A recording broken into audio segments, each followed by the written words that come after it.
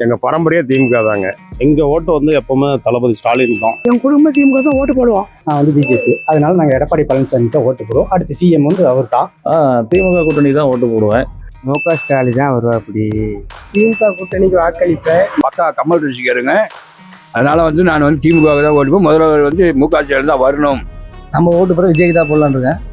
CM வந்து உதயநிதி ஐயா தான், கண்டிப்பாக அவருக்கு தான் ஓட்டு போடுவோம். நான் ரெட்டலை தான் ஓட்டு போடுவேன். ஸ்டாலின் தான் வருவாருன்னு எனக்கு ஒரு நம்பிக்கை. எடப்பாடி பழனிசாமிக்கு தான் நாங்கள் வாக்களிப்போம். சிஎம் எடப்பாடியே வரணும். டிஎம்கேக்கு போடுறாங்க, திருப்தியாக இருக்கு. டிவிக்கு போடலான்ட்டு ஒரு பிளான்ல இருக்கும். கண்டிப்பா ஸ்டாலின் சார் தான் முதல்வராக வருவாரு. டிஎம்கே தான் 100%. உதயநிதி ஸ்டாலினுக்கு தான் போடணும் ஓட்டு. எடப்பாடியா இருக்குதான். நான் விஜய்க்கு போடுவேன் சார். எல்லாத்துக்கும் எடப்பாடிக்கு போடுங்கன்னு தான் நான் சொல்லுவேன். ஏடிஎம்கே கூட்டணியில் இருக்கிற பாமக கட்சியை சேர்ந்த கார்த்திக் அவர்களுக்கு என்னுடைய வாழ்த்து அறிவிப்பு. முக ஸ்டாலின் தான் நான் வருவாரு. ஏடிஎம்கே வந்தால் தான் நல்லா இருக்கும். முதல்வர் வந்து நம்ம ஸ்டாலின் தான். டிஎம்கே. என் ஓட்டு ரெட்டலைக்கு தான். நான் எப்பயுமே எடப்பாடிக்கு தான் நான் ஓட்டு போடுவேன். எங்க நலத்திட்டம்லாம் நல்லா நிறைய பண்ணியிருக்காருங்க. மாதம் 1000 ரூபா எங்கள் ஒய்ஃபுக்கு வருதுங்க. அது இல்லாத இப்போ 5000 ரூபா வந்துச்சுங்க. ஒவ்வொன்றும் இப்போ காலை உணவு திட்டம், இப்போ மறுபடியும் 8வது வரைக்கும் காலை உணவு திட்டம் கொண்டு வரேன்னு சொல்லியிருக்காரு. அப்புறம் இலவச பேருந்து, இப்போ எங்கள் ஒய்ஃப்லாம் நாங்கள் தொழில் செய்கிறதுக்கு இலவசம் பஸ்ஸில் போயிடுறாங்க. இப்போ எங்கள் ஊரில் மதசார்பு முற்போக்கு கூட்டணி சார்பாக முரசு சின்னத்துக்கு கொடுத்துருக்காங்க. அந்த கூட்டணி அடிப்படையில் நாங்கள் முரசு சின்னத்துக்கு வாக்களிப்போம். திராவிட மாடலுக்கு ஏன் நாங்கள் வாக்களிப்போம்னு பார்த்தீங்கன்னா, மகளிர் உரிமை தொகை இந்தியாவிலே மிகச்சிறந்த உன்னதமான திட்டம். காலை உணவு திட்டம், விடியல் பேருந்து, இதெல்லாம் இந்த மாதிரி திட்டங்கள் ஏராளமான திட்டங்கள் இருக்குது. அந்த அடிப்படையில் நாங்கள் திராவிட அரசுக்கு நாங்கள் ஆதரவு கொடுக்குறோம். மக்களுக்கு எல்லா சேவையும் நல்லா செஞ்சுருக்கிறாரு. நான் நலத்திட்ட உதவியும், மக்கள் லோனு, நகை தள்ளுபடி எல்லாம் அவர் தான் பண்ணிக்கிறாரு. இலவச பஸ்ஸு, இலவச எல்லாம் அவர் தான் முக்கியமாக தின முடியாது.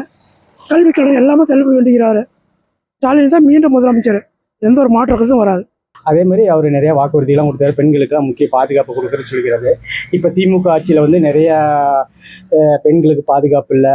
ஒரு 2 பாத்ரூம் போனால் கூட நிறைய வன்கொடுமைகள் நடக்குது, நிறைய போக்சோ சட்டங்கள்லாம் இருக்குது. அதனால அவர் மேலே எங்களுக்கு பயங்கர அதிருப்தி. எடப்பாடி பழனிசாமி தான் அடுத்து முதல்வர். நான் காங்கிரஸ்காரன். காங்கிரஸ் நாங்கள் பரம்பரையாக காங்கிரஸ். அப்படிங்கும்போது எங்கள் கூட்டணிக்கு ஸ்டாலின் தான் போடுவோம். அதனால வேண்டி திமுக கூட்டணி வெற்றி பெறும். எங்களுக்கு எல்லாம் உதவி செஞ்சுக்கிறாங்க. திருநங்கைகளுக்கு எல்லாம் உதவி செஞ்சுக்கிறாங்க. எல்லாம் நல்ல மாதிரி முக ஸ்டாலின் தான் வருவாங்க, நம்பிக்கை இருக்கு. அவர் பல்வேறு திட்டங்களை கொடுத்துருக்கிறாரு. குறிப்பாக மாணவர்களுக்கு, மகளிருக்கெல்லாம் சிறப்பு திட்டங்கள்லாம் கொடுத்துருக்கிறாரு. அதனால அவர் மீண்டும் முதலமைச்சராக வருவதற்கு வாய்ப்பு இருக்கு. முன்ன வந்து டிஎம்கேக்கு போட்டுட்டு இருந்தோம். இப்போ வந்து 2 கட்சி மாற்றி மாற்றி ஆட்சி செஞ்சது எங்களுக்கு வந்து சரிப்பட்டு வர மாதிரி தெரியல. அதனால புது கட்சி வரட்டுன்னு டிவிக்கு போடலான்ட்டு ஒரு பிளான்ல இருக்கும். அவர் வந்து மகளிர் உரிமை தொகைன்னு சரியா அந்த 15ஆம் தேதி 1 கோடி பெண்களுக்கு கொடுத்துருக்காரு. அதனால கண்டிப்பாக அவருக்கு, அவங்க ஓட்டெல்லாம் அவருக்கு தான் விடுவோம். அடுத்த முறையும் அவர் தான் முதல்வர் ஆவார். ஸ்டாலின் தான் உட்கார ஆட்சியில் உட்கார. அவர் தான் 2வது முதலமைச்சர் ஆகிறா. நல்லா மக்களுக்கு நல்லது பண்ணிக்கிறா.